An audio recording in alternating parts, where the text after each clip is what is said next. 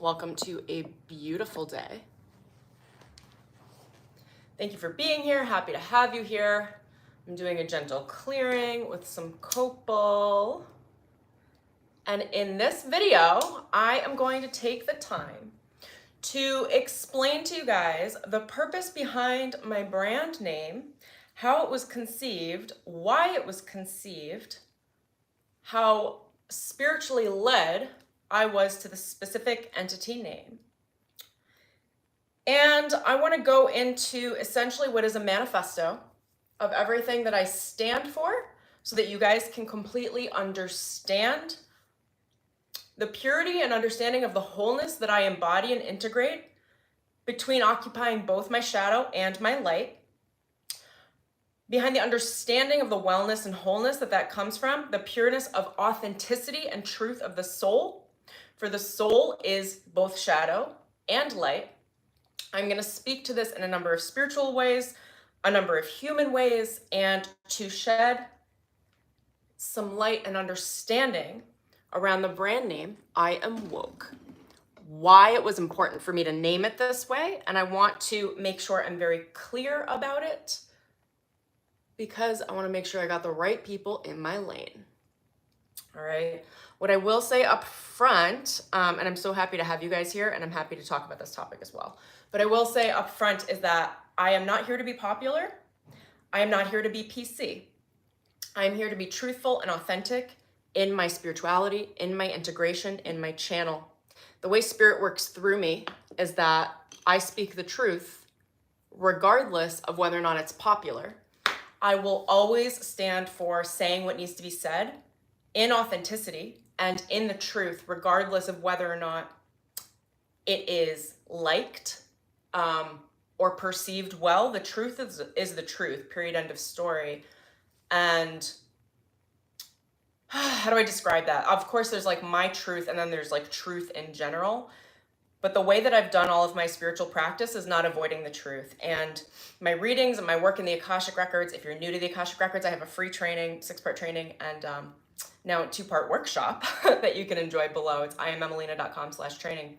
But the way that a lot of my work, all of my work has been created, understood, multiplied, integrated by me spiritually, is that the Akashic Records have led me to not ever avoid the truth, because the Akashic Records only speak the truth. And when I've worked with people as well, all of the clients that I work with, the records always say what needs to be said. My cultivation of my understanding of my personal spirituality and how I channel is I say what needs to be said, not what people want to hear. Now, sometimes what needs to be said is what someone wants to hear, and that's fun, but not always, right? It's about, for me, removing my ego from what I think needs to be said and stepping up to the plate in the way that I'm being asked to and the way that I'm being inspired to. The Law of One has been very clear with me recently that I need to I need to submit to God and not to the populace. So I have some things I'm going to say, and I'm happy you're here if you want to be here to receive them. So let me jump into the brand name, I Am Woke. I have a lot of notes here. This might be a long stream. I'm just going to filter through all of my raw, authentic ideas around truth, around light, around shadow and darkness, and around play. There's shadow play. There is light play. There's the exploration of the soul through play. And the soul does not judge which play you choose. It's just about how you choose what you do, how you integrate it, and where you source your power. So, I am woke. Let me cover a couple of things here. It has nothing to do, my brand name has nothing to do with the woke movement. All right. The first thing I'm going to say is I channel everything. I worked specifically within my own channeled state in the Akashic Records in developing this brand well before the woke movement started. Now, I'm not saying this in a place of defensiveness. I'm telling you very openly so that you guys can understand me and what I stand for, and understand that there is not a correlation between those two things. Although if correlations are made, I can perhaps address them. So I believe in my core authentic truth. Spirit channeled this name very specifically to me. And what I loved about it, instead of calling my brand I Am Awake, I specifically went with the slang woke for a number of reasons. The first thing is it filters people that don't understand jest. It filters people out of my community that don't understand comedy, that don't understand what is the real root of the human experience, which is to root in your background. It is to root in your likely trauma. It is to root in the understanding of the human experience, which is not all fucking sunshine and rainbows. And I'm here for the sunshine and rainbows, and you guys will see much of that from me because I know how to embody that. But it's not spirituality from escapism. It's not spiritual bypassing. I'm not sprinting to the light to run away from the dark. I embrace both, and I understand both, and that is where I teach from. What I also love about the slang of the word woke that I very, very intentionally chose, again, not in association with the movement, is that it's the essence of the human experience. It's the essence of play. Woke or awake. And actually now I feel like I need to, I'm gonna be right back. Okay, hold on. Stay with me 1 second.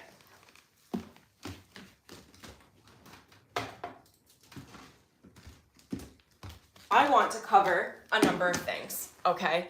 Being awakened is not being perfect. It is being authentic. Spiritual awakening is not a perfectly packaged process, okay? Spiritual awakening is, oh gosh, I mean, you guys will know, we can try to bypass it all day that we want, and there's so much beauty in all of the awakening, and I'm here for all of it. The reason why I've learned to play, why I play with language, why I play with concepts and ideas, and why I'm willing to play with my shadow and my light, is because ultimately a spiritual awakening process is just like, it's wildly imperfect. It is ridiculously challenging. Everything that you think you know will be broken down and thrown in front of your face. You will be manipulated in a million and a different ways. And I'm not saying this from a place of fear. I'm saying there is a core understanding of reality and of a soul experience, that the soul is willing to experience everything and that everything exists in this universe. Steep darkness and wonderful benevolent light. Now here's the reality, it's all one. I will get into more details on this. I can speak to it, I'm comfortable speaking to it. I'm comfortable with any kickback that I may receive in this area because I understand the dynamics of both shadow and light. And I'm seeing you guys pop in. Hi you guys. I'm gonna check into the comments towards the end because I feel like I just really need to be on my manifesto trend right now. I don't just feel like I need to be, spirit demanded it of me, so I'm here. That is something you guys will find with me, is that my allegiance is to God. My allegiance is to source. And when source makes, I'll say demands of me, they're really commands, but there are rules in this universe. And I don't wish to pretend like my free will should override said rules. So I submit to source. And source said I needed to be very strong in my awakening principles and ability and make the stand and tell you guys the specifics of the energetics of my brand name so that you can choose whether or not you'd like to be aligned with it, so that you can bring understanding to it and to yourself and my purpose as a healer, as a light worker, and as a spiritual leader. Again, I'm saying all of this in a very big, wide spirit of transparency and authenticity. I am being very visible and I'm showing you all of that which I've worked through, and I am, so that you can understand this body of work, which is my body of work. All right. Circling back to the term woke, which again, I love. I love the fact that it triggers people. I gotta be real honest with you. And when I named my brand, I knew I was gonna piss people off. And I gotta say, like, I'm into it. Because the right people step forward. The people that understand that the human experience is gray and that don't take things so personally and so seriously step forward to meet me. The people that don't try to narcissistically make things and conform and control their public image or a persona, or control the way something looks in order for it to be appreciated or acceptable. Those sorts of people are immediately wed went out. They leave. There is a lot to say at the business level that I truly believe in around allowing yourself to be polarizing. Because when you're polarizing, yes, people fall away. Yes, there are people that don't like you. Yes, you're going to make some enemies. But here's the other thing. When you're polarizing, you get people that love you. You get ride or dies. You get people that are like, I can't believe she's so much like me, or stands for that, or I want to be like that too, or those traits are things I've been looking to bring forward in myself. I can't believe there's another human like this in the world. I'm aligning with her. That happens too. That's the beauty of polarity. Now, we live in a world that is so manipulated, like so just TV perfect, like so like you have to be this way in order for people to love you. And you know what? When you try to be something for everyone, you're nothing. You're nothing. Because you tried to be something for everyone instead of just being your fucking self. Everything I stand for is truth and authenticity. Authenticity is not popular. Can it be popular? Yes. Is it always popular? Absolutely not. Anything that anyone who has stood in their truth and their authenticity and made it in any level of way, in some level of a public image or building a brand or whatever it's going to be publicly, in visibility, is not popular. They are them. They are polarizing. There are plenty of examples of this that maybe I'll break down in another video. But the truth is, I'm not here to be popular. I'm not here to be PC. I'm here to be me. I'm here to share my own personal authenticity, my personal soul expression, and to encourage you and create space and permission for you to be who the fuck you are authentically without feeling like you need to conform yourself into an external image for validation and approval of anyone around you, any society, or any level of public anything. This is the truth of unconditional love. Unconditional love is a sword, all right? It cuts through. It is truthful. Love and truth are like two sides of the same coin. You can't have love without truth, okay? And truth is not popular. I don't know if you guys have like thought about this recently, but when you tell people the truth, like you generally piss people off. Like nobody wants to hear the truth. I mean, not nobody. You guys on my channel that vibe with me, I'll get it. But like, we live in a world that is just like not into the truth. And the beauty of everything I've had to work through in my spiritual practice and my own personal integration is that I don't care because I'm aligned with source. Because I fall in line to source. I'm not here to people please. I am here to source please. Like me and my connection to source are the most important assets to me. So that is where my allegiance is, and that is where I speak to. Now, what else do I want to say? This is not, the woke term. I am woke. The reason why I really love it is that when I started this brand, I really wanted to be clear that I'm not here to be in some level of like spiritual superiority or to conform myself into an image that would be purely light-based, throwing the shadows in the background and the darkness, avoiding, because a lot of people, and credit to all of you, like you guys know, I have so much unconditional love. Like I'm going to love you through whatever your experience is. And a lot of people spiritually move into the light, not because they actually want to be in the light, but because they're looking to escape their shadows and ignore them. And I have love for all of the people that are in that space because I understand, because I've been through it. But because I understand these aspects of myself, I am so rooted in my integrity and my authenticity of refusing to engage in escapism, refusing to spiritually bypass my experience. I am here to be both human and divine, and to be an example or a model of someone that can hold both of those concepts in complete balance, and I am okay with it.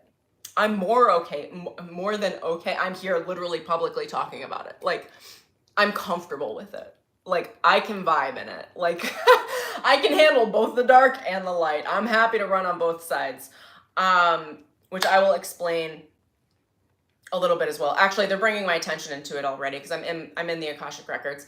The first thing that they're telling me is when you're working with shadow, for some of you that might say, how can she work both in the shadow and the light and still be light?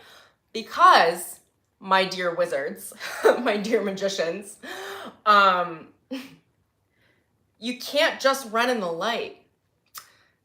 So the way my guides in the Akashic Records explained this to me this morning is they said defense against the dark arts. Okay, so those of you that follow Harry Potter, they've been throwing Harry Potter through me because there's so much collective reference to it.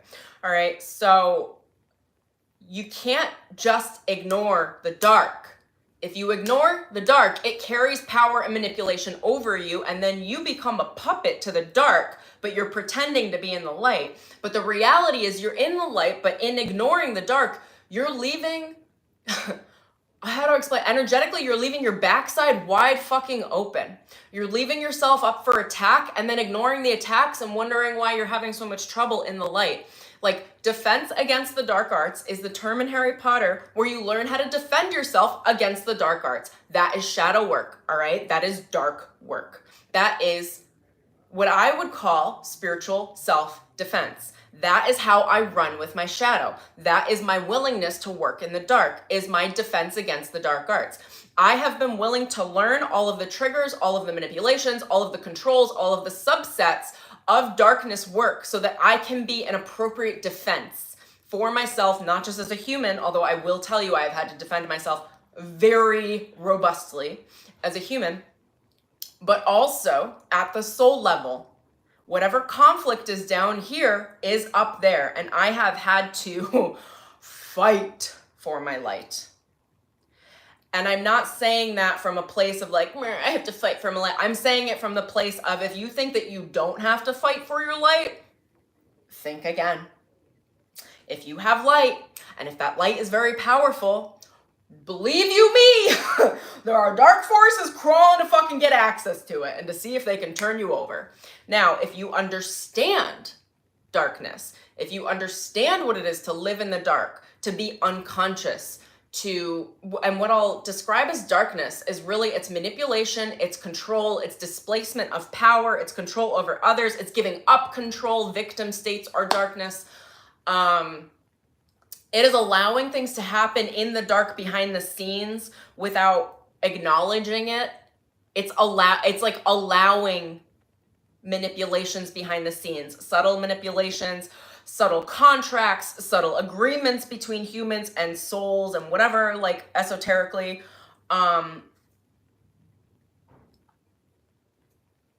Anyway, that's how to bring clarity to how I play in the dark. I play like a martial artist spiritually. So I'm not here to play for the dark for the sake of playing in the dark. I'm not here to control or manipulate. I am here to understand defense for my light. And I have very gently, I'm like, how do I say this to you guys? My life has been a 36-year dark night of the soul. Some of you guys have brief dark nights of the soul, or a couple of years, or you have a tower moment or a midlife crisis or whatever it's going to be. And it's no discredit to any of that. There are some of us that were born into a dark night and that had to earn our way out. And I am now on my exit of said dark night of the soul. So I have a lot of experience in my ability to speak to both shadow and light. I'm going to circle back to the I am woke name because I think it's the most important right now. So I am woke. What does that say? I'm not PC, baby. I am not PC. I never claimed to be PC. Am I sensitive? Yes. Am I in my truth? Yes. Will I say what needs to be said regardless of whether or not it's popular? Yes. If I make mistakes, will I come back and course correct them and make amends? Yes.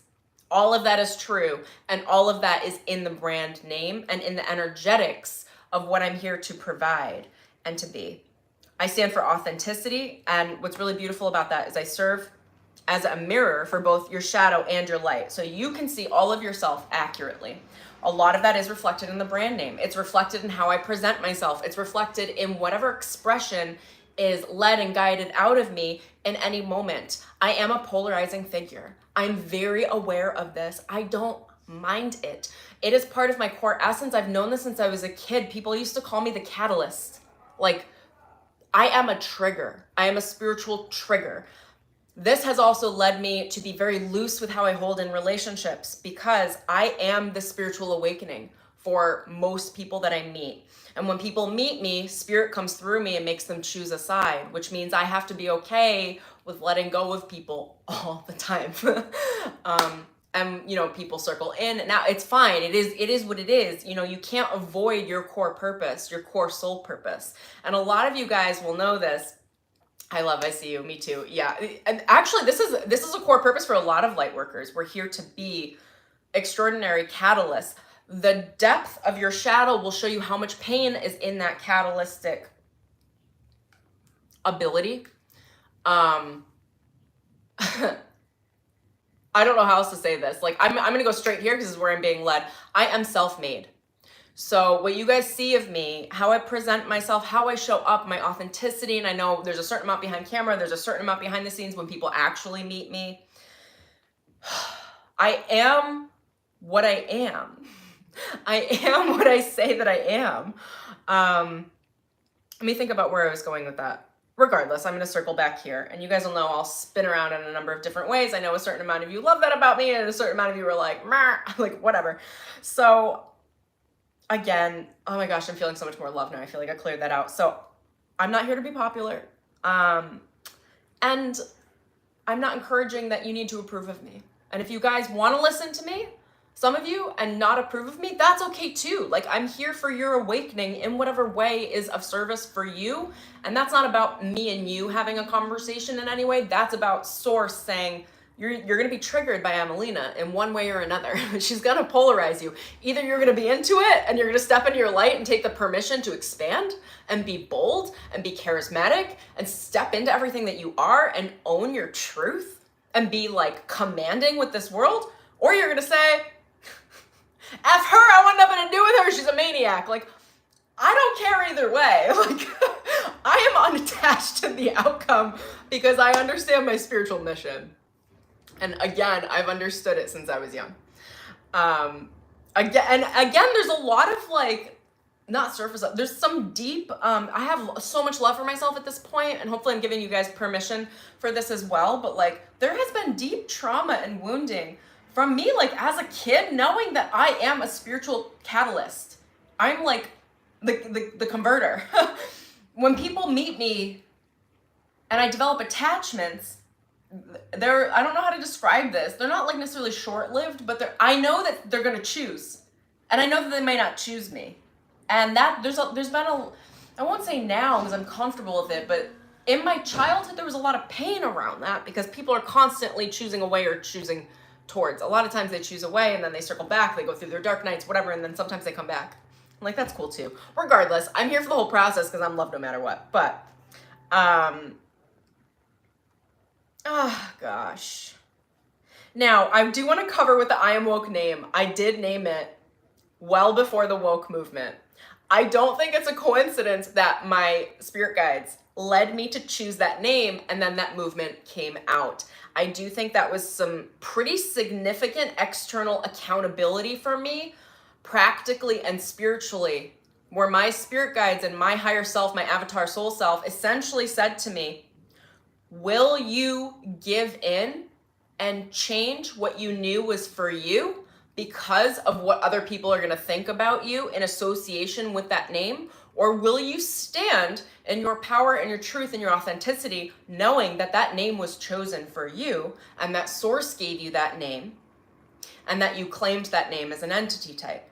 And that's been the constant, not question, but I would call it accountability for me, is that I baked my spiritual accountability into my brand name so I can never escape.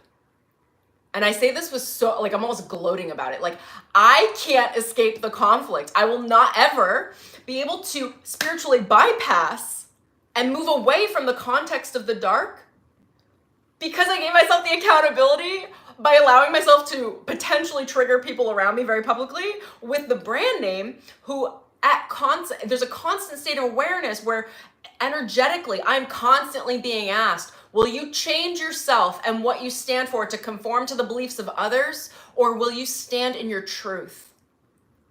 And I always choose my truth. And I love that I've been so open about that level of accountability, manifested in a brand name to keep me accountable to me. to my higher guidance, to my source connection above all else. It keeps me in such a level of faith and trust in source, not in fear, not in what the collective thinks about me or any level of a brand name, but in source. And that is all so important to me. And I feel like it's really, I want to say it's almost vulnerable to expose this to you guys, but if I don't just feel like it's the right time, it was demanded of me by source. So like I fall in line and do what I'm told, all right? But I only do what I'm told with source. So spiritual authenticity. I'm just going to keep moving through my notes. Also, as always, with anything that I do with you guys, you should know by now, but I will tell you in case you are new to my channel as well. Take what you love, leave the rest. I'm not here to make you do anything. I'm not here to try to conform you into my belief systems or anything like that. I'm here to be me. If you like certain aspects of what I show, what I am, what I provide, amazing. If you don't, amazing. That allows you to change and to create ideas that are your own. And if there's anything I want to stand for the most, it is that you are your own guru. I'm not here to tell you how to live. I'm not here to tell you how to be spiritual. I'm here to share what has been downloaded through me, what works for me, what I find that works across the people that I work with, to share that experience so that you can either glean from that experience in the way that you take what I do, XYZ, and it works for you, or you say, that's not quite for me. I have my own path, and I give you that permission to explore that path of your own, because you are your best source of spiritual guidance. Your own source connection, your own connection to your soul is the most important connection you will ever have in this life or any other.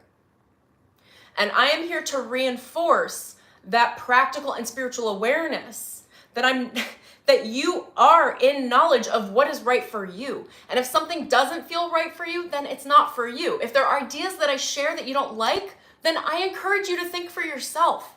Don't conform. Don't conform to me or anybody else. Be you. Root in your power. You are your own guru. You have access to your higher aspects of awakening. You have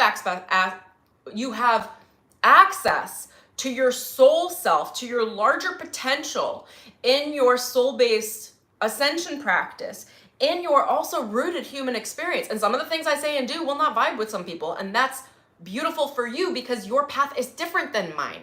Your history is different. The way that you shine is different, and all of that is vastly important. And part of that difference is the space that I hold, which I know is also part of why I was guided into the term I am woke, and then it turned into a thing, is that the difference is the beauty.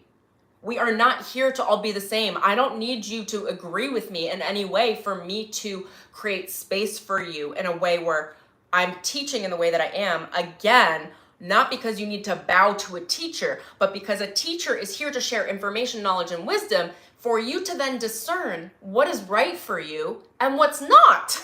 And to filter through your own experience, make your own decisions, learn to trust your own decisions, and to trust your own core power, your authenticity, and how you move through this world. Okay.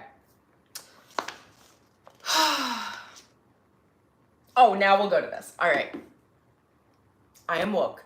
I bought this when I was 23 in Manhattan. Okay. It says, wake up. This is an original Thich Nhat Hanh calligraphy piece. It means so much to me. There was another piece that was between when I bought this one. It was between Wake Up and the other one is No Mud, No Lotus. All right, and if you guys have followed any of Thich Nhat Hanh's work, he is a Tibetan. Is he Tibetan? Now I'm almost not remembering, but I haven't channeled him, but I read a lot of his work earlier in my career. A monk. He was, oh my gosh, maybe I am channeling. I have a feeling he's been guiding me for a while now. He was Martin Luther King's mentor. Now I feel like I'm getting hit in the head with like huge spiritual downloads. So again, my terms are not political, but there's something very interesting about the energetic process, about why these energetics, why these names, why this knowledge has come to me in the way that it has for me to embody in my brand name.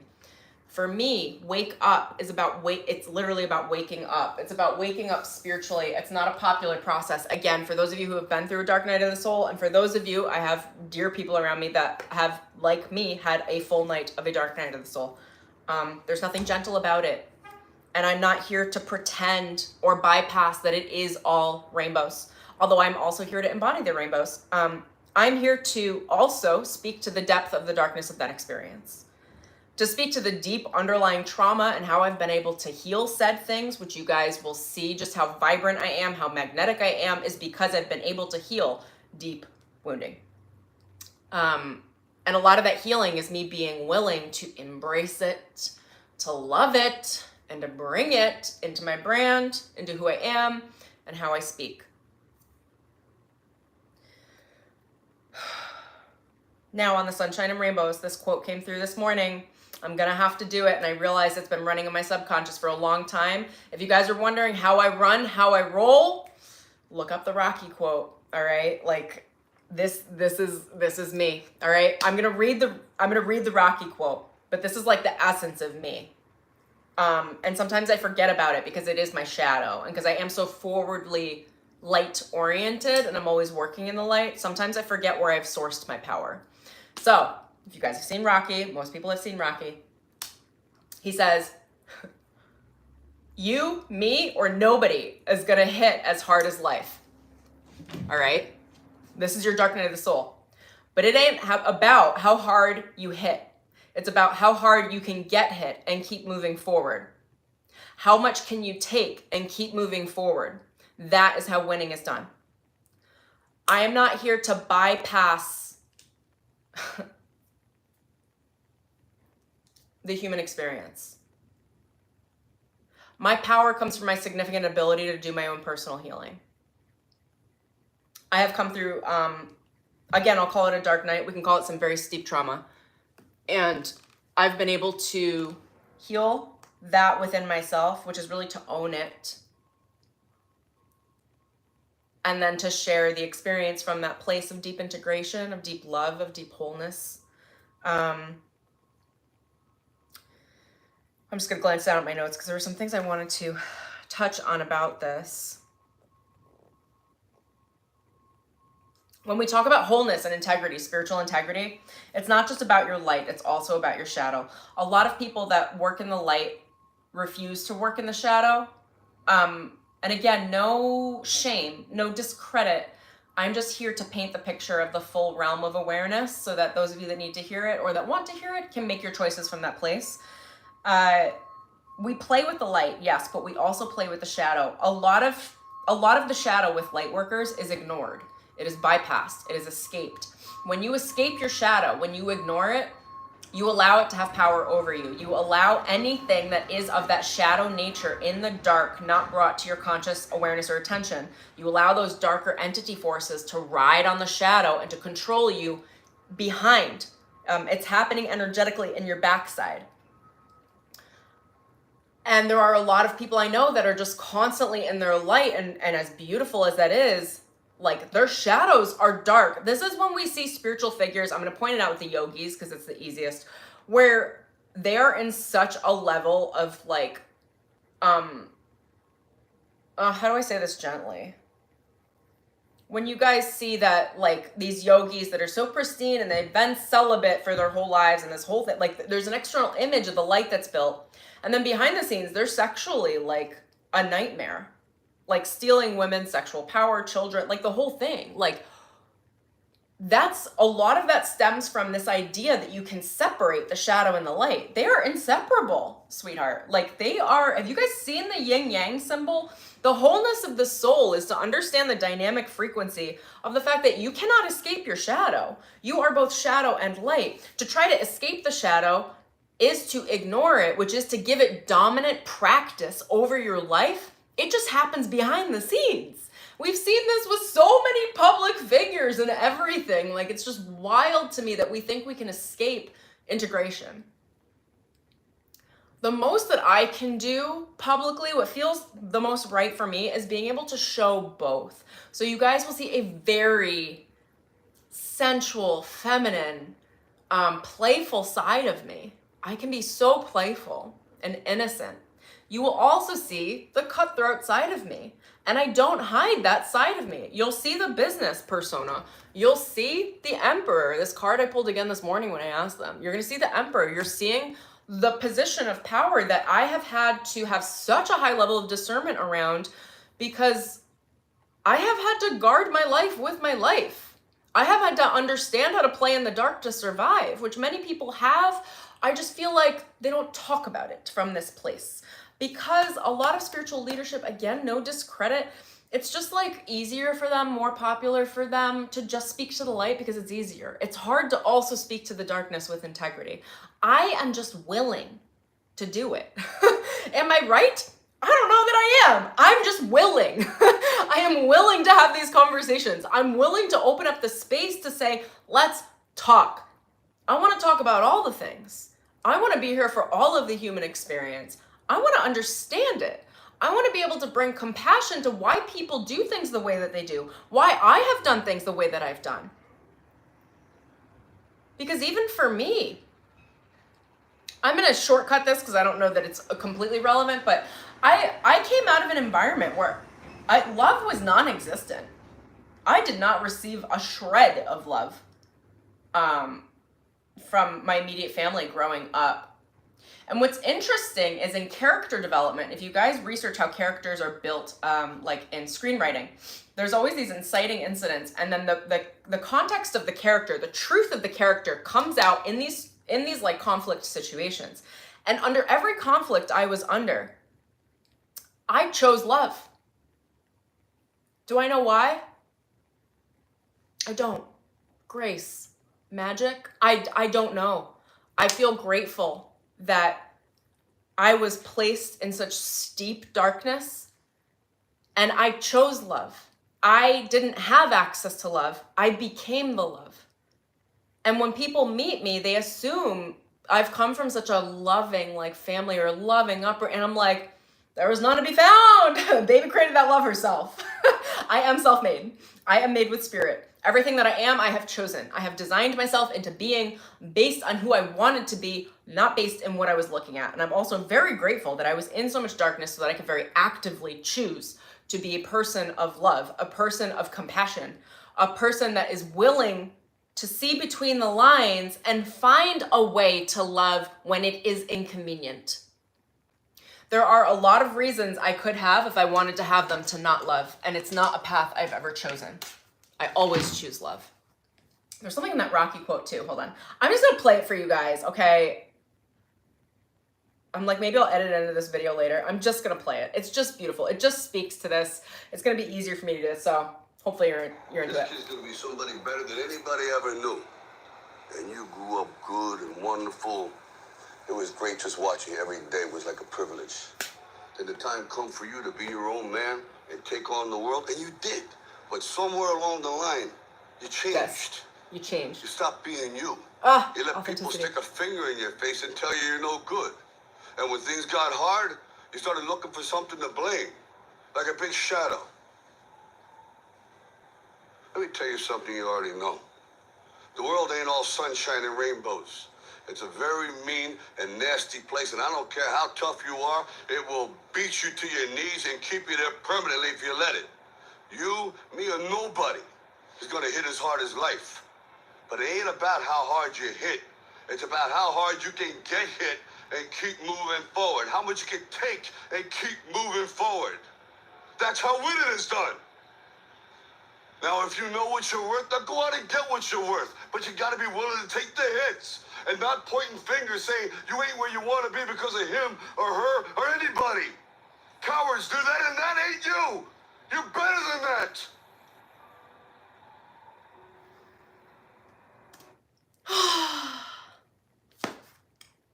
I never thought I would come on stream and show that and do this. I almost saw that comment. It just dissolved. I'd be happy to share. I'll read back through it as I get towards the end. What I love about that Rocky scene is that that is what I believe true spirituality is for me. And sometimes I forget to give the context to that awareness. That is what this video is. That is what my brand name is. That is what my manifesto is the context to the awareness of the light. You don't have light without shadow. You need shadow to show you the light, to give context and definition to the light.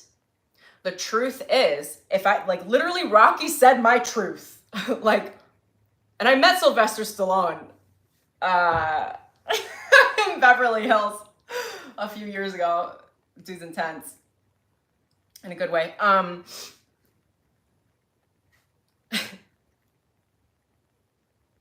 I can't tell you how many times the universe has brought me to my fucking knees.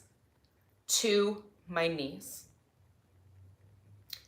Where I have had to surrender.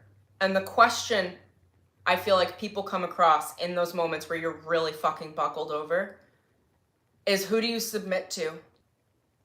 Do you submit to a power outside of yourself?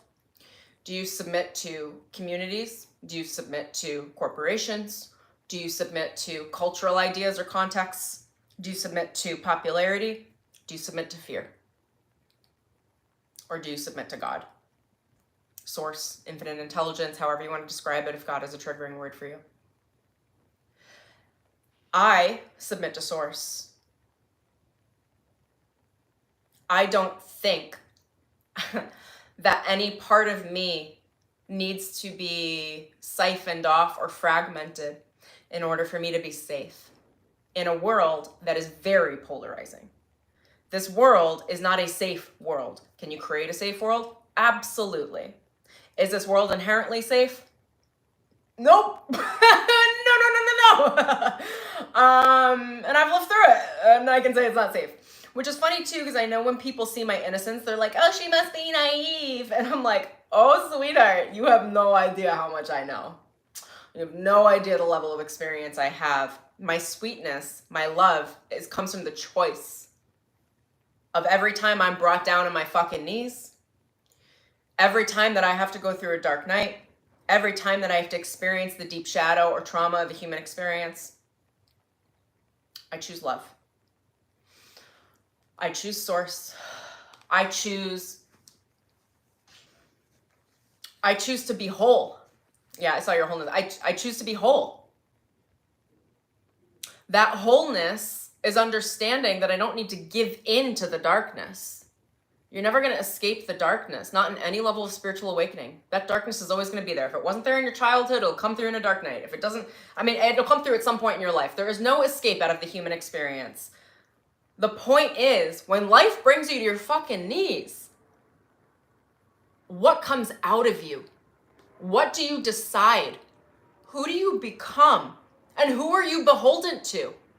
Where is your allegiance? Where do you pledge your allegiance? My allegiance is to source. Period. End of story. I do not leave my personal alignment with God. It is always to source. And that is a question that we are constantly asked. And it's not a one-time thing. Like, without going into any level of detail, like, I always say, like, you are as conscious as your last conscious moment. Like, it's never done. Because, like, even last week, I had to deal with 2 narcissists, legitimately. And my allegiance is constantly tested. Like, Emelina, are you going to give in? Or are you going to give in to source? Are you going to give in to fear? Or are you going to give in to source? Knowing that you are taken care of. Knowing that things will rearrange. Knowing that you don't need to control or manipulate others. Knowing that you don't need to be controlled or manipulated. And most importantly, so many of you need to hear this, that you do not need to control and manipulate yourself to meet others. That you are safe to shine. That you are safe to be in your truth, in your authenticity, regardless of if it is popular. And I will tell you, again, with the brand name, it is constant accountability for me. I am constantly tested. Constantly. I'm happy to do the tests. I don't mind them. I'm more telling you that, like, when you're awake, you don't get out of it. Like, you don't get out of the constant question of, who are you? I feel like it's what Source does. Source is like, who are you? Do you know who you are? We're gonna throw you a curveball. Not because we want to toss you off your guard, but because we just want to see what you're gonna decide right now. And we know you've chosen love in the past. We know you've chosen source in the past, But let's change the conditions a little bit. What about these new conditions? You're on a new level as a video game character, right? So the conditions elevate, they escalate, they get more intense. And the question of that intensity is, when is it too much? When are you going to give in? When will you conform? And my answer constantly is, I will not conform to anything that is not source. I'm happy to conform to source. I'm happy to follow source rules. I'm happy to follow source guidance alongside my guidance, knowing that my guidance is strong personally, knowing that my soul and my will is wonderful, and knowing the discernment of when to check in and say, is that right, source? Is that right? Do I need to check myself? And I do that a lot. I am very authentic, very self-powered, very determined, very in my own personal power and my personal will. And something my guides brought my attention to yesterday is I also know when to check in. And I check in frequently with source and say, do I need to check myself? Is that right? And they, because of my guidance system, I trust the guidance that comes through to me. They tell me when I'm off course. They tell me when I need to apologize.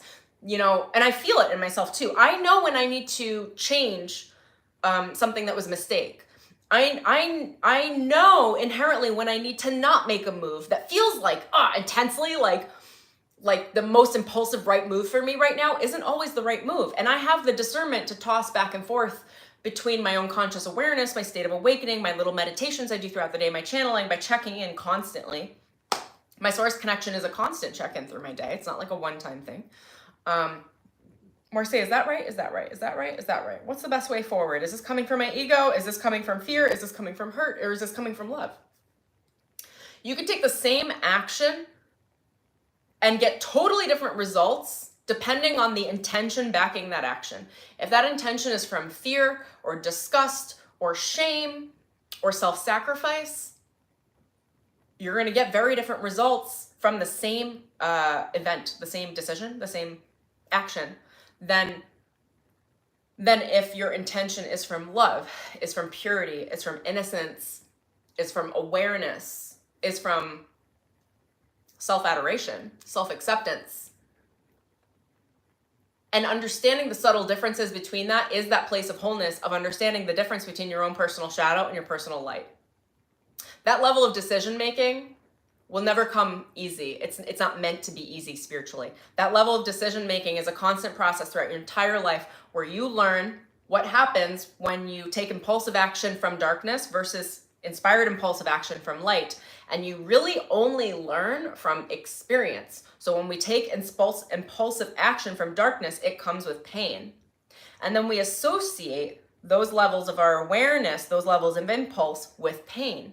The level of pain will leave a certain memory for you to remember, like a child, like, you know, when you're teaching them not to touch the stove, that it's hot. Some children will understand, this is my understanding, people have told me, like some children will understand like, oh, it's hot, okay, I'm not gonna touch it, that's bad. Some children have been told I'm one of these, like they don't get it. So like you gotta put their hand in the fire and they go, it's hot, and then they get it.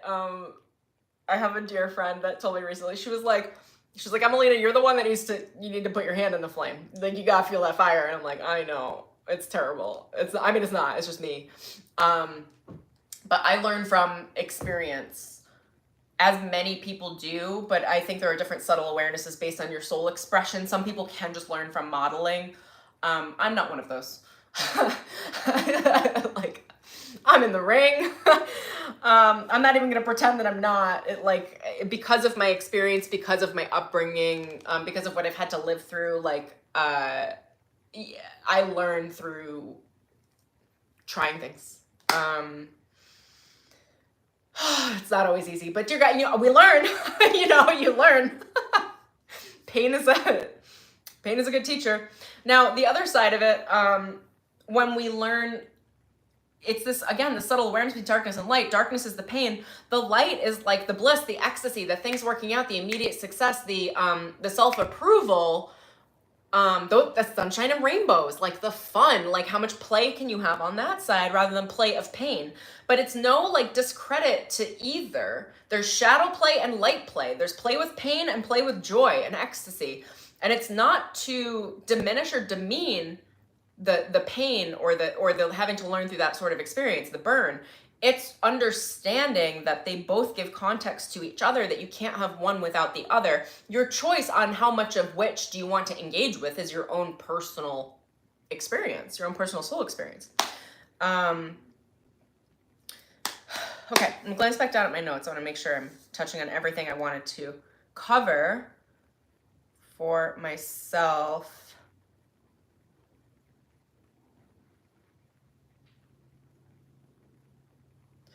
Something I do want to cover, I'm going to be very transparent, you guys. I'm just here for this. This is what this conversation is. And thank you for everyone who's going to see this in the future, because I am going to add this into my email marketing now.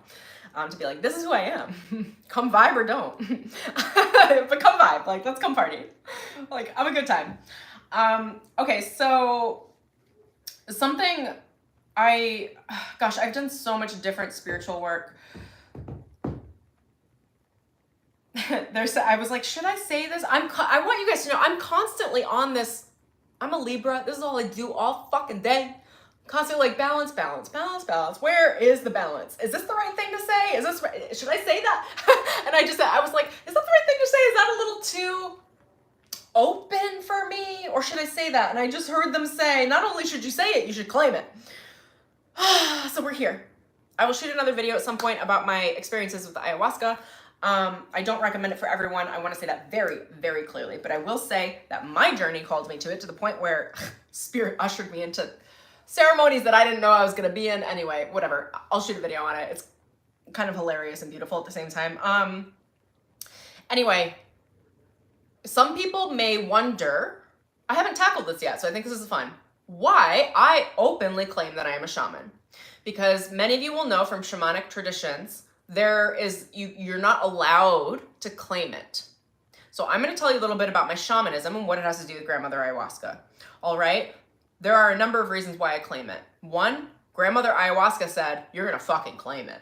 And she was very firm with me. She said, you are not here to step back. You are not here to be a part of any cultural awareness or dictatorship behind what you can claim in yourself, and not based on what other people think. There are certain lineages that the spiritual energetics that are transmitted to the shaman that they actually can't occupy that title, because it is to deny the lineage which gave them access to the title. Again, I'm going to say this very clearly. I am self-made. I channel everything. I did not opt into a lineage. I was not led that way. Grandmother ayahuasca gave me access to my shamanism, and she asked me to publicly claim it. And she said to me, because I was like, well, shouldn't I study with Peruvian shamans, or in the Andes, or where should I go for this? Like, don't I need the lineage? And she said to me, do you need a circus with clowns in order to know who you are? Or can you just claim who you are? And I was just like, whoa, all right. And I'm not saying any of those things are clowns or a circus. I'm literally telling you what she said to me. This was a channel. I'm not saying this to be offensive in any way. I have complete respect for all of the cultural lineages around shamanism.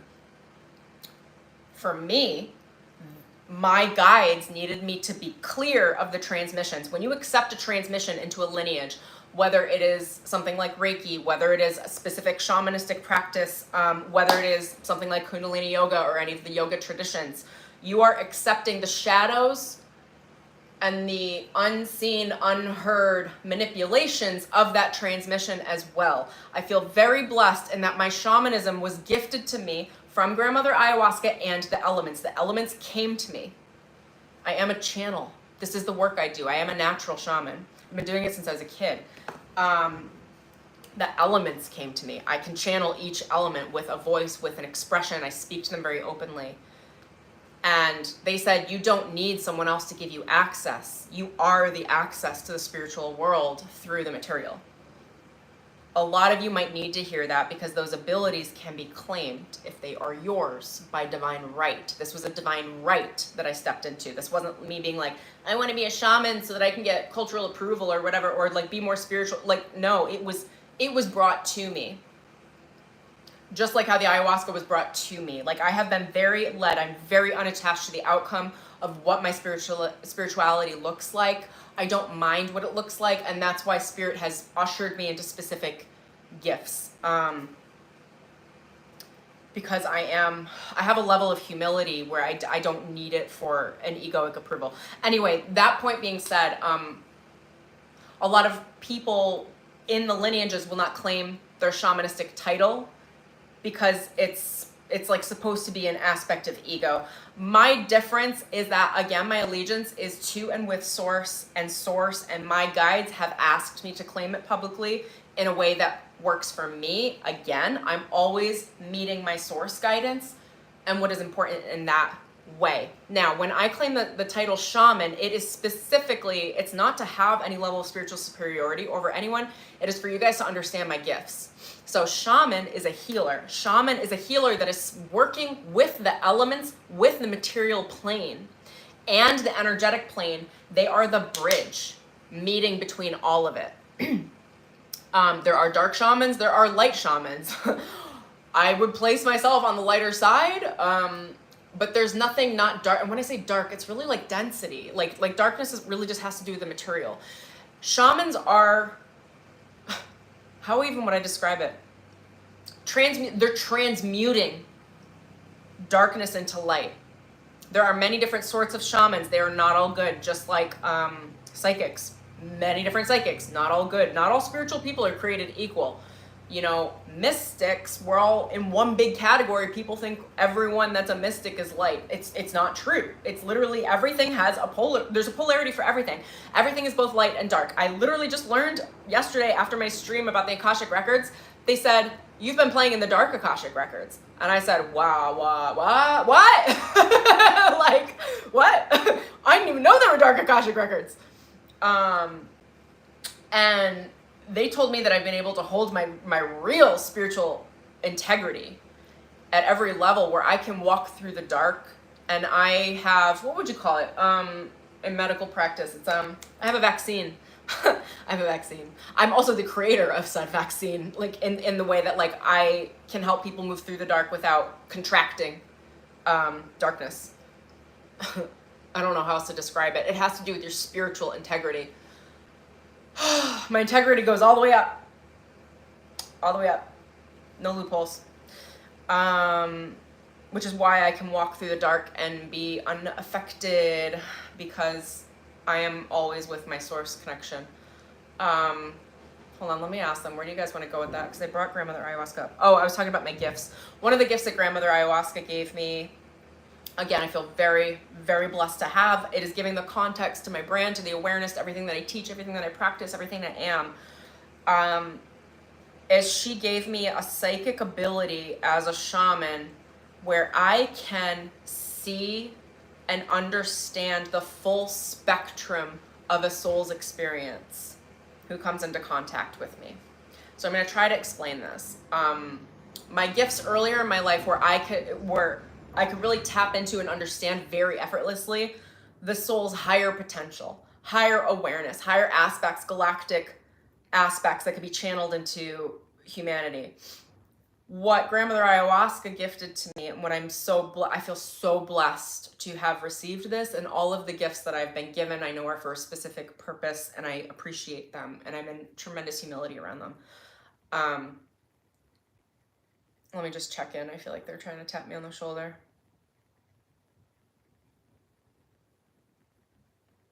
Gifts are given for a specific reason. They are not for you to flaunt about.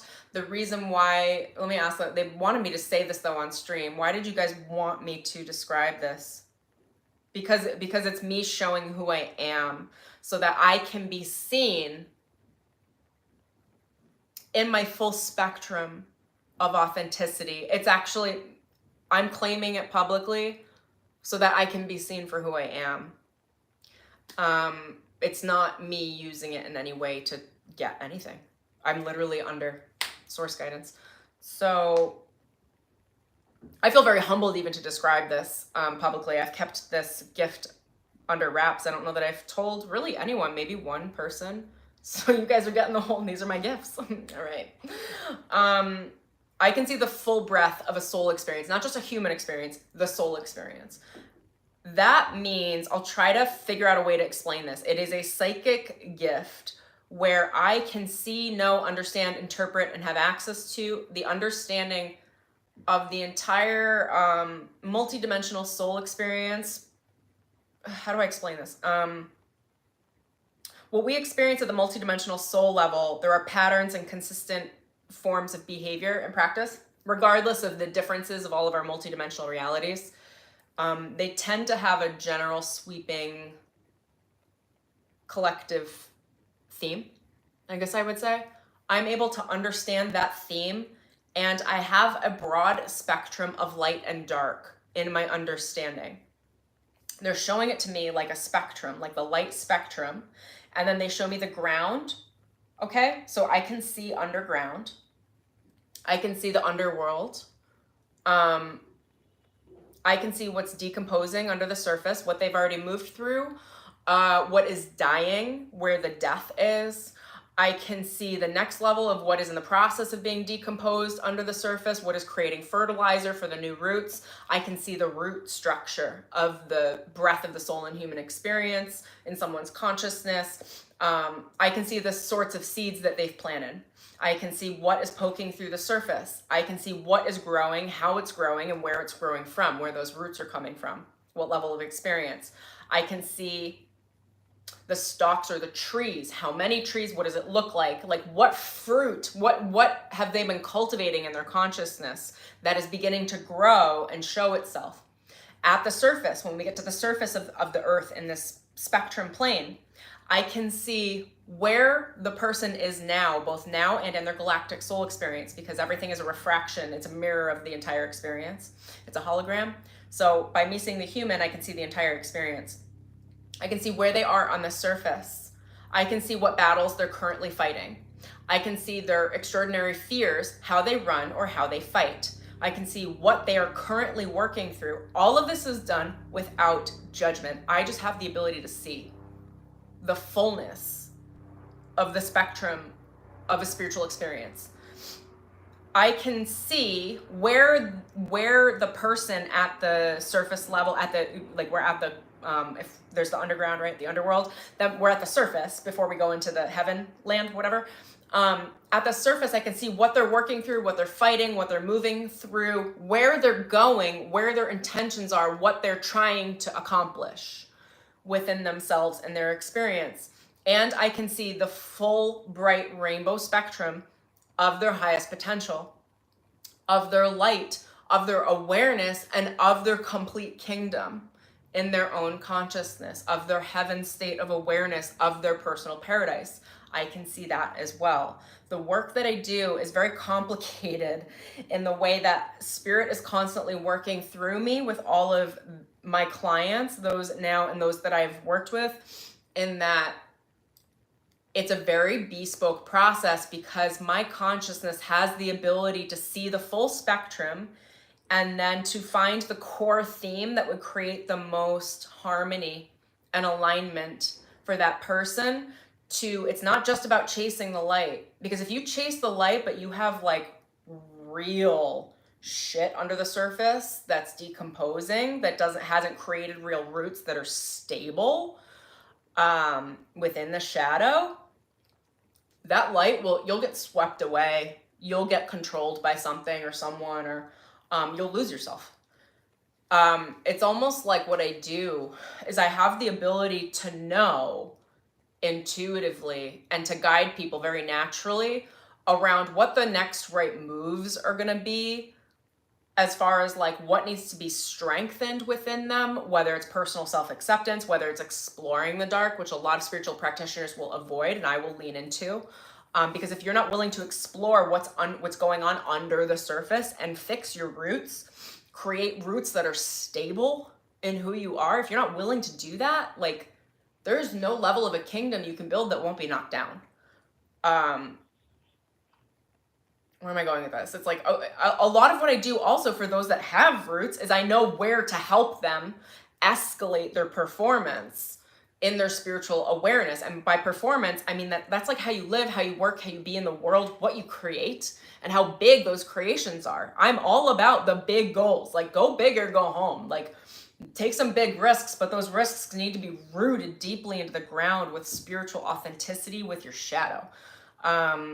Resolving inner conflict that comes from childhood, resolving deep inner wounding, resolving trauma, being comfortable with talking about that trauma in a safe and healthy way in a number of ways, whether it's coaches, whether it's therapists, whether it's recovery groups, whether it's, whatever it's going to be for you. There's an entire process of being able to work through what's decomposing under the surface, the underworld, the scorpionic nature. And just an innate ability I have because of these healing abilities that I've been gifted with is I know with each person an automatic strategy that will bring them into their fastest alignment of alchemizing their darkness and then coming out of the soil and building something very strong into the light to be able to absorb the most light, maintain that light, and never be fucking knocked over. And that is why I love that Rocky quote so much, is like, literally, you can count on life trying to knock your ass over. You can count on it. You can count on it. Anything that has been built, that is beautiful, that is good, somebody's going to try to fucking knock it down, because there are a lot of bullies in this world. There are a lot of assholes in this world. You guys know I just cut straight to the chase. I'm not here to bypass anything. I do swear. I am a little like fire starter. I'm not going to try to not be that. It is the most of me. And it's the stuff that most people don't want to talk about. I'm just willing to talk about it. Anything good, someone's going to try to knock down. That is not a pessimistic attitude either. I want to be clear about that. And I don't even realize, I forget sometimes that I have this understanding and awakening, so I'm happy to be here and talk about it. That is coming from the place of, if you're here to build a tower, you want to build something good, like, they're showing me my crystal. You want something like tall and strong. You want to build your life into something really magnificent. You better do your work, your shadow work as you're building that tower, because somebody, something, some force will try to knock it over. It is reality. So if you understand that forces are real, and that if you have something strong and vibrant and light, somebody's going to try to knock it over, you get very good at defense against the dark arts. You get very good at occupying your shadow and saying, I love you. I'm going to love you. I'm going to love you, shadow. I'm not going to control or manipulate myself or others. I'm going to learn how to love you. I'm going to learn why you act the way that you do, subconsciously, unconsciously. It's all the shadow is the unconscious. I'm not going to ignore you. When you pipe up, I'm going to pay attention to you. I'm going to get your needs met. I'm going to listen to you. Like, shadow's like anything else. It's like, is there any bad child? Is there any bad dog? I would say probably not. It's how are they trained? Like, we're training that inner child. We're training that inner angsty teen. I don't know. We're training that that inner darkness. And do you train your darkness to bite, to attack, to take down, to manipulate, so that you can get ahead of whoever's going to manipulate you? Like, I'll manipulate them first. Again, no judgment. That's just like an aspect of human behavior. Or are you going to train your shadow to be discerning, to be loved and loving, and to take no shit? Because at some point, somebody's going to try to bully you. It is just life. It is just life. I can't get around it. I would love to just sunshine and rainbows all over this, and a lot of times I can. And I forget that so much of my power comes from my understanding that bullies aren't just real. I expect them. And when they come, gosh, at this point in my development and my awakening, I love it. I'm like, oh yeah, bring it. I'm also frustrated by it, always. But like, literally, I'm like, okay, try it on me. Let's see. Is that all you got? I'm like, I'm just going to cut through this with love. And that love is for myself. And my love is not allowing other people to walk on me. Some of you need to hear that, more the codependent sides of things. You think that love is loving the other person at the expense of the self. No, sweet ones. Love is learning how to love yourself and not allowing someone to walk on you. Allowing them to walk on you and to be overly compassionate is like, and it's not even overly compassionate, it's really just a detriment, because you're really not being compassionate to you. I have a Libra South Node, you guys. I have had to learn this. My karmic understanding has been like, oh my gosh, I've had to move through all the codependency. Anyway, so now I understand how to defend my light. I got an Aries North Node. I'm like, pop, it's cool. It's self-defense. I got it. Oh, you want to bully me? Here's my stick. You sure you want to bully me? Oh, you do? Okay, let me knock you out. That's fine. Like, no qualms. If you have somebody coming at you, like they're showing me a bar, like you have somebody coming at you at a bar that's wasted, that's drunk, that's coming at you to punch you out in the face. Like you didn't do anything. You just walked into the bar. That's what they're showing me. Okay, you just walked into the bar and your face pissed someone off who is wasted, drunk, and has a knife. And they're coming at you. Are you just gonna love and light them? Oh, blessings, sweet one. You're not gonna do anything with that knife. Oh my God, I'm just gonna like bless the situation, love and light, all harmony. You're gonna get killed. You're gonna get knocked out. You're gonna get maimed and brutalated. I don't know how else to like describe this topic. Like this is the world we live in. There's a level of practicality, awareness, and understanding that I don't often share because I've just integrated it. I just know it, and sometimes I forget to share. So this is my little soapbox of you understanding all that I am, for the sake of getting it out on the table, and maybe bringing some awareness to some aspects of yourself that perhaps needed permission to stand up for yourself, and how beautiful that is, because they are showing me a lot of these dark forces, a lot of these bullies. Like, I've had to learn this too, you know. It's like when we're so compassionate, we try to send them compassion.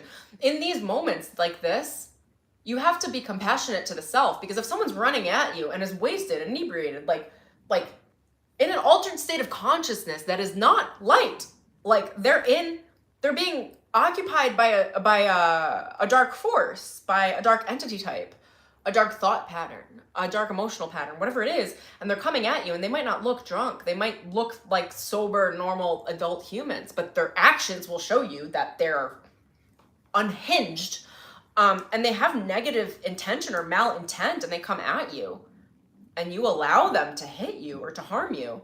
That karma just became yours. It's as good as you hurting yourself, you causing severe damage to yourself. Like, self-defense is real. I love thinking about consciousness. You guys are just gonna see straight through now. I think of consciousness as a battlefield. That won't be the case for everyone. It is my consciousness because I have been in a battlefield. I have been behind enemy lines in consciousness in this life. So I tend to see through the eyes of, I guess, war, but I just know how to love through it. Some people don't have those experiences, and it's not saying mine's any better or worse. It literally is just, I just realized recently, I was like, oh, I constantly think in terms of fighting. I'm constantly like, I see my consciousness in terms of like a fighting ring, like a martial artist. I see myself energetically as a martial artist. And that is the awareness from which I paint. So if you're in a lot of fighting territory in this incarnation, in your soul experience, my experience will likely be valuable for you. If you're not in as much of a fighting experience, probably you'll follow someone lighter. Not that I'm not light, but someone that has less experience in battlefield scenarios, in warrior scenarios, and more experience perhaps in, I don't know, diplomacy. I have a lot of experience in diplomacy too, but anything that isn't so rooted in that idea of like primal defense, primal offense. And I acknowledge that about me and about my awareness. So I'm actually happy to get that on the table as well for those of you that fits or works with. That's also why I can transmute the dark so easily, is because I understand it. Where else do I want to go with that? I'm just going to check in with my records too and see. Okay, I'm going to move through. They're like, you're doing really well. Okay, so when we talk about shadow and light, we talk about descension versus ascension.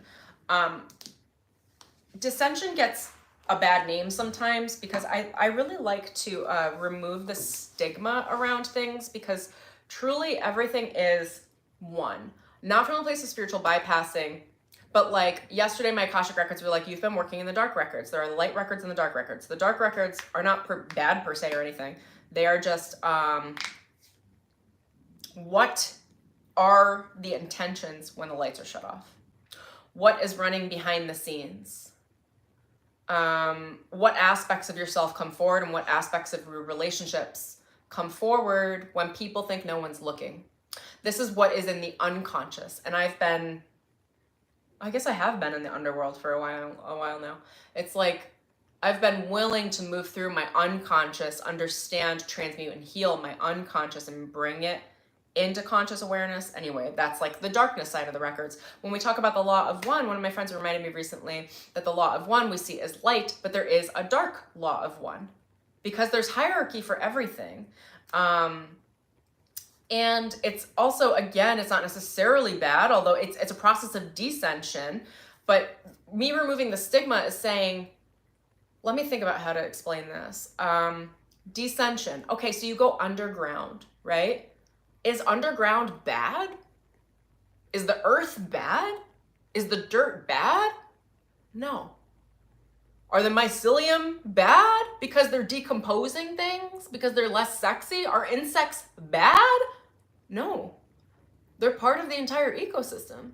Nothing is better than anything else. Like spiders in the dirt aren't any less awakened than an eagle in the sky. It is just a different experience. So that is what I mean when I'm talking about the full spectrum of awareness. When we talk about shadow and darkness, some people think it's evil. Is there evil? Yes. That's not where I'm going to take this because I don't feel like I need to right now. What I want to do is to remove some of the shame and blame around the idea that you need to ignore everything that you've thrown in the shadows, everything that's decomposing underground, everything that's underground, in order to become a light and show this side of yourself to the world, because nobody's going to understand this. I'll just keep it in the dark. There's nothing wrong with, like, they keep showing me the mycelium. Like, the entire network of how the planet communicates is through the mushrooms. It is through the fungi, and how they are under the surface. They're the subconscious awareness of the planet. It doesn't make them bad. And that's what I want you to realize, is that the parts of your shadow are not, that you're learning how to work with, that are very unsexy, unpopular, are not bad. They need love too. They are communicating your awakening and your awareness to you as well. And that is like this darkness versus light. It's really just like understanding the breadth of your full experience.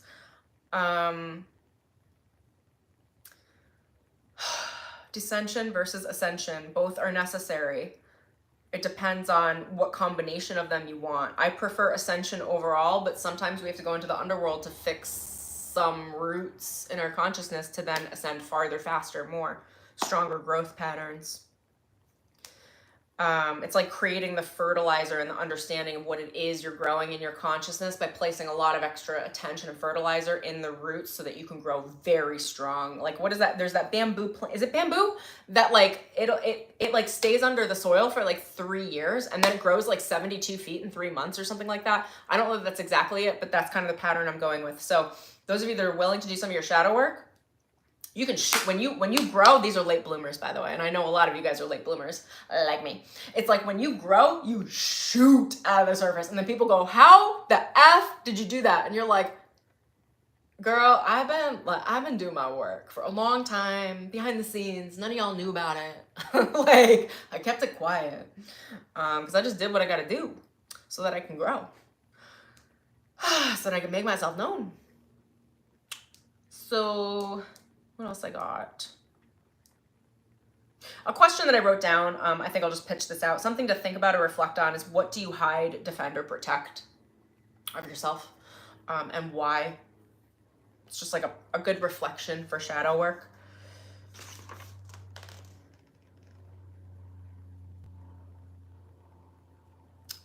Something I did want to say that I think was just fun for me to reflect on is, success is your ability to blend your shadow and your light and to paint with range. It's not to only stick to the purity of your color palette or the purity of your experience. It's to understand that that purity, that light, that spirit was born also from the ability to hold it, the ability to grow it, the ability to give you tumultuous experiences, understandings, imperfect childhoods, whatever behavioral patterns, in order for you to create the mud to your lotus, the context to your awareness. You can't have growth without dissension. Like, and by dissension, I mean, it's really just concretely what is underground, what is above ground, we're always, in this society, we're always looking for what's above ground, but I have to see the proof. I have to see the fruit in order to give that credit. And it's like, that's not how it works. Like, spirit babies. In order to grow anything that is organic, there are roots. There is a period of integration. There's a period of growth that is under the surface that you have to trust before anything good can sprout out of the soil. Obviously, it also depends on the sort of plant that you're planting. I mean, if you plant a poisonous plant and expect an apple tree, I mean, learn to work with your own expectations and be honest and secure about what you're planting. That's also a thing. What are you planting in your consciousness? What are you planting beneath the soil? You know, I like to plant virtues. I like to plant self-acceptance, integrity, love for myself and others, compassion, understanding, awareness,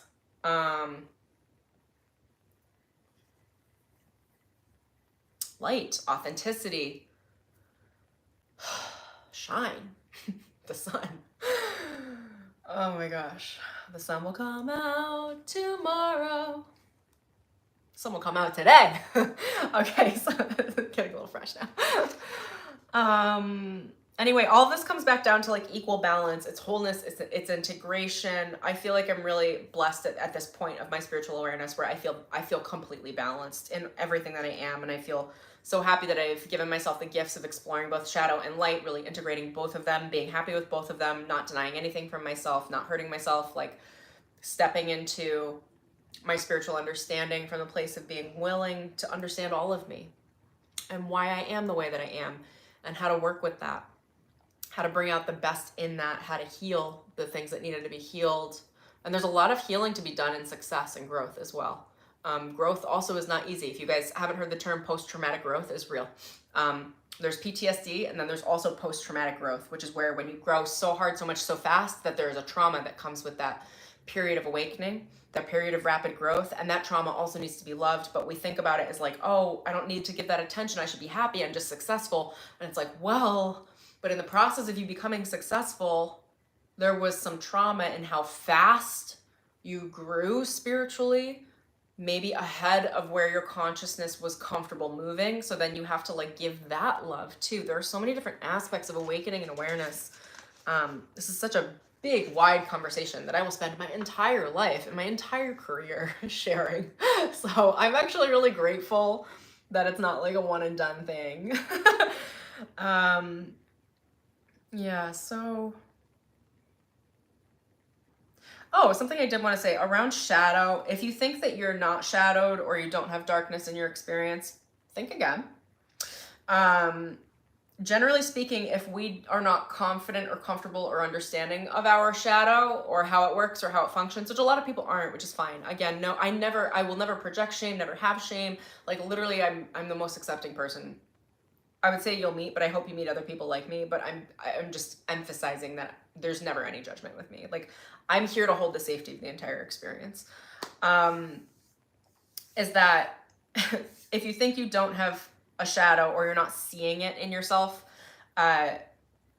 it's really that you've likely just displaced it into your environment or into other people. I'm going to say this in a couple of ways. I, at this point, have married my shadow and my light. They are married. They're in union. I'm happy with both of them. They know how to work together.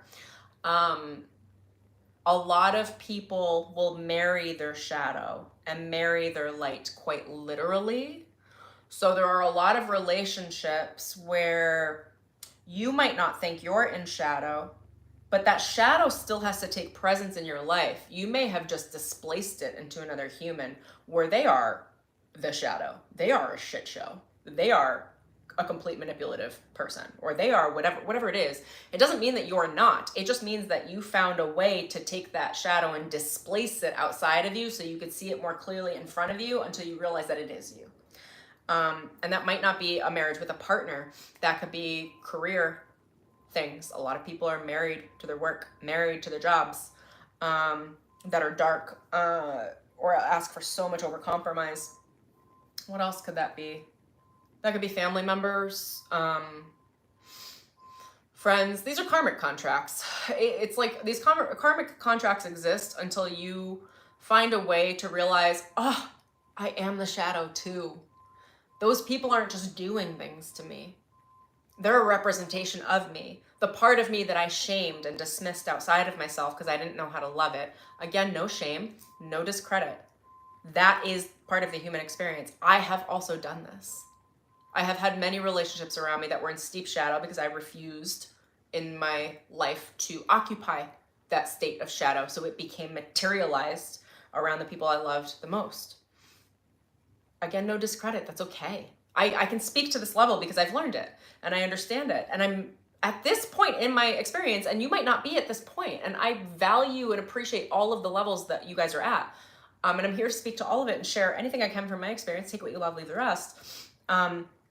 For me, what I love the most about the work that I'm doing now is that I don't need those external big shadow figures around me in any level of abusive patterns, emotionally, mentally, physically, or spiritually, because I'm comfortable with my shadow. So because I'm comfortable with my shadow and I occupy her in myself and I'm integrated, I don't need people to be that shadow outside of me. I don't know how else to describe it. I feel very comfortable now. I just feel like, yeah, I'm good. Like, it's actually a delight because it means that the people around me aren't going to be trying to control, hurt, manipulate, or abuse me because, like, I'm already occupied. I'm very familiar with my shadow. So there's no reason for it to be externalized because I get it. I get her. We are in cahoots. Not to say that there's any level of bad. A part of me didn't want to say this stuff because I don't want to be like, yes, I'm comfortable with my shadow, because then people are going to be like, you're bad. And I'm like, it's ridiculous. It's literally the yin yang symbol. You are wholeness. How you relate to your own wholeness and how you relate to yourself is what you receive in your experience as the human experience. So if you only relate to your light, then in that you're casting out your shadow, which is to banish your shadow, which means that shadow has to be occupied by someone else because it's not possible to escape wholeness. The point is the fullness of the spectrum of awareness, the spectrum of awakening. Like, how much are you occupying and taking into your own responsibility versus distributing that responsibility out to other people and saying, you can play that role, I'm not willing to play that role. Again, that's fine. Different lessons, different levels, different aspects of awareness. I have lived through them all. So I have no ill towards any of it because I'm like, I get it. I've been there. And I prefer the position that I'm in now. I prefer the integration. Is it easy? Hell to the fucking no! It is not easy. Is anyone going to tell you integration's easy? Please. You guys, I have spent the last like year-ish, like I've done so much shadow work in the last couple of years, but like, there's nothing easy about going into recovery because you grew up with alcoholics. Like, you know what I mean? Like, there's nothing, I did some work at ACA and Al-Anon, and like, there's nothing easy about ACA. You guys will know. I've got a lot of friends that are like me, and we're all, like, a lot of the spiritual women that I have met that are deeply integrated, at some point it comes up, oh, you were in ACA too? It's like, goddamn, like, how did we all, like, excuse my language. I just, like, I don't know, it just kind of comes with the territory. The more awake you are, the more shit you went through. It just kind of is. So we can all have some powwows and be like, that was hard work. There's nothing easy about doing that work. It's not. Oh, it's uncomfortable. Anyway, with that, I'll go to my next note. My point here on my channel and everything that I do in my business, in my offer, in my brand, is I'm here to be real. I'm here to be raw. I'm here to be authentic. I'm here to tell the truth in the way that it is channeled and moved through me, which is not always popular, but may just need to be said. And I'm happy to hold that space. So I hope that this creates, I feel like this will create a level of safety for those of you that do align with this sort of ascension practice. Safety in the playground that is your consciousness, where you feel safe to experience all of you. I really do hope that I am that permission slip. I'm not all talk around authenticity. Like, it is what I do. It is my game. It is the space I hold for everyone I know. I really hope that you feel safe in all of that which you are, in the way that you would not shame yourself for experiencing anything you've experienced. Literally, life happens. Life is not easy. Anyone that tells you life is easy is avoiding something. Like, I don't know. Can it be easy? Yes. Is it inherently? No. That's not the purpose of us being here. And a part of that is understanding that to be human is to err. You know, it's just part of it. So is it worth shaming the error? I don't think so. Like, why? I think it's just play. It's just exploration. And I want to look through my notes because that was something I wanted to touch on, was the exploration aspect. Oh, where did I write it down? Oh, that's what I encourage through all of my work and my practice and who I am is it's safe to explore. It's safe to explore who you are. This isn't about escapism. It's about understanding the depth of you. Understanding your truth, your authenticity, your soul. And your soul is not all light either. For those of you that need to hear it. Like, the soul has different experiences as well. Do some of us carry more light versus others? Yeah, like that's a real thing. But it's not like shame or discredit. It's about like, what do you want to occupy? Who do you want to come and become in this life and across your soul experience? And how do you want to identify, own that, show that off, embody that, have fun with that, explore that. And I wanted to say too, it's not about blending in the exploration. It's not about blending in. It's about learning that it's safe to stand out. It's not separating yourself from who you are to become more of what other people might want you to be. It's about learning that it's safe for you to be you. Safe that it's, you know, in the Rocky quote, what did he say? He's like, at some point you stopped being you. Like, be you. You. Root yourself in your truth and your authentic expression. And what's really important about this is that when you're in high levels of spiritual leadership, which I'm speaking to the light workers collective on the planet, that is the audience that I tap into in the records and everything.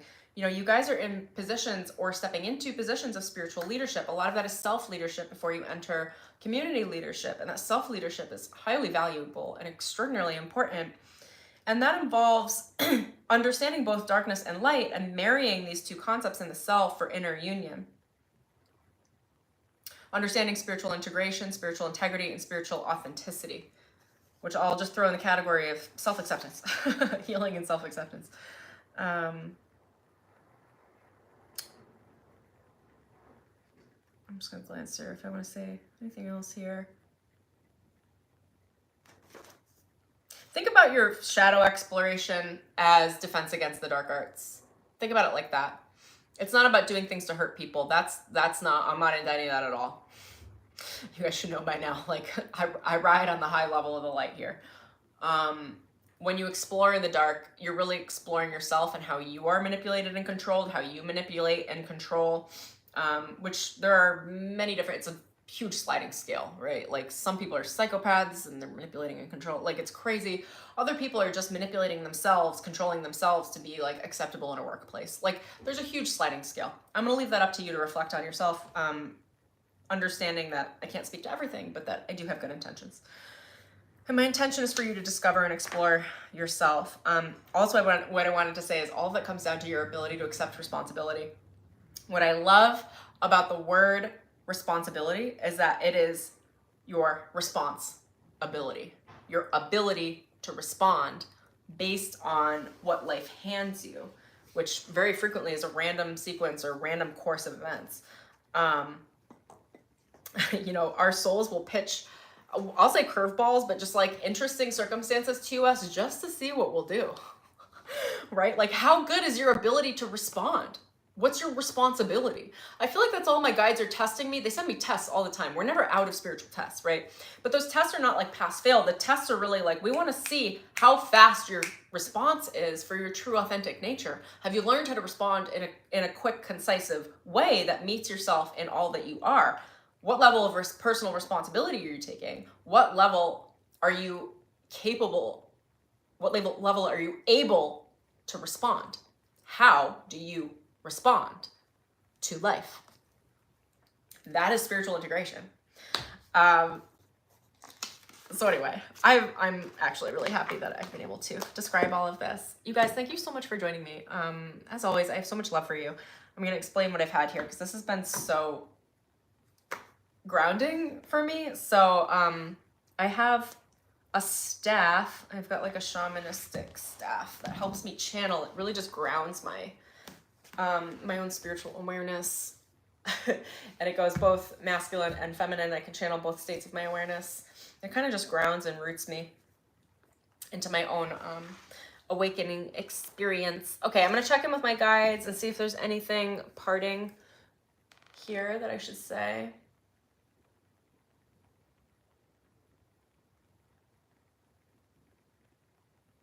I think that's it. All right. I'm going to glance through your comments real quick. You guys, thank you so much for joining me. Those of you that listened all the way, love you. Leave me a comment below. Let me know if you did and or what you found valuable or helpful. And or if there's any aspect of your own consciousness or spiritual integration, understanding, awakening, working with your shadow, working with your light, understanding the relationship and comparison, differences and similarities between the two, feel free to leave me comments. I'm happy to answer them in any way or maybe shoot a video in the future on them because this is my passion. It is my spiritual work. It is also my human work. And I love being able to speak to very gray topics. It is my joy. I love being able to give context to things that are difficult to speak to in awareness. So that's where I'm at. Like this video, subscribe if you're into any of this. Go be your best badass self. Know that I adore all of you as you are. You are perfect as you are, no matter what it is that you've been through. You can heal through the entirety of all of it and learn to integrate both your shadow and your light in all ways that are of the most helpful for yourself, your highest awareness, the highest good of you and all involved specifically. That all of this has a greater divine plan that is creating you into something that is magnificent that you probably don't even know what that purpose is yet. Maybe you have an inkling. I don't know that we ever know. I always know my purpose, but I don't know the bigger, larger purpose because Source will not tell us everything because we will just like sabotage it out. Do you know, like if Source told me like the gameplay that I was going to be put through in this lifetime, I'd be like, no. Emelina out. Like, what? You know, I'm happy they only give me what I need. And they do that with everyone, right? That's what our guidance does. So you're being built into a beautiful version of yourself in personal authenticity, integrity, personal leadership. And then that leadership is offered into the world. Many of you will be spokespeople for your own version of spiritual work. Many of you will just live as a pure, wonderful example of that integration in your waking life, in your careers, as parents, as family members, you know, whatever it is. Like there are so many different aspects of leadership that don't look like traditional leadership that are equally as highly valuable. And I want you to know that you are valuable at all levels, also depending on your cycle, whether you are in personal leadership where you are just teaching yourself about yourself, learning about yourself, learning how to heal yourself, that is extraordinary leadership, or whether you are actually in the position where you are sharing the things that you've learned in your experience with others to be in leadership around other people in a more traditional way. A lot of you will also be doing this on social media. I adore all of you for all of that. If you are, drop your channel links below because I want to come see you and give you shout outs. So I got that. Like this video, comment, subscribe. Tell me what you got going on. If you do love my vibe and you are 100% for this manifesto, I have a lot of ways you can work with me. I got some meditation albums, I've got some online self-paced programs, and I've got some very deep dive personal one-on-one coaching containers and work. They're 6 to 12 month, 18 and 24 month containers. So feel free to check those links out in the description down below. Also, grab my free Akashic Records training. Learn how to dump into your own Akashic Records. You can learn how to work with and integrate your own darkness and your light aspects in a very spiritual way that will awaken your psychic gifts in a way that will be of the greatest service to you and all of those around you. And you can get that link for free in the description below. It's iamemelina.com/training. I'm just going to quickly skim through your comments. You guys know I love you, but I get so distracted if I read the comments while I'm streaming.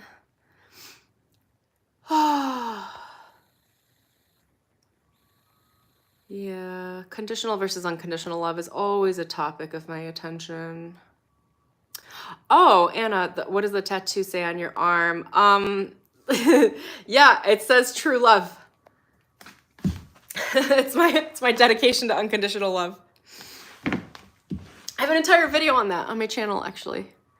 I needed that fight to be whole. Yeah, you gotta guard your kingdom, you know? Oh my gosh. Most thoughts we receive aren't our own. It comes from the collective consciousness. That's a thing. That's a thing. I was hearing right now all original shamans were elementals during the earth beginnings. Oh, that makes me want to cry. I think that's true. I can feel that. I feel it like at my core. I definitely feel like I transmute energies. I'm sure you do, man. There are a lot of us doing work that a lot of us didn't even know. I didn't know I was a shaman until recently, but I've been doing this work for a long time. I miss the chanting and singing bowl. Oh, it's coming. I've been thinking about doing meditation for you guys. You know, I just run with what Source shares through me, but I'll do something soon. Very timely, ebb and flow. I feel myself awakening more and more every time I listen to you. Thank you. I'm sure that's true. I'm also blessed that you're here, and for all of you, like, this is always a co-collaborative process. For you to receive, you have to be open to that connection. So how beautiful that you are. All right, I'll give you guys shout outs. Lizzie, big hugs back. Anna, I'm so happy you're here. I feel like you were in the stream yesterday too, right? So beautiful. The passion frequency, custom molding, Maria, and Manix. Thank you guys. Thank you for everyone that watches in the future too. As always, I'm sending you so much love, harmony, integration, all the good things. And that's all I got for now. Alrighty. Peace out. Peace out, Girl Scouts. Okay, bye.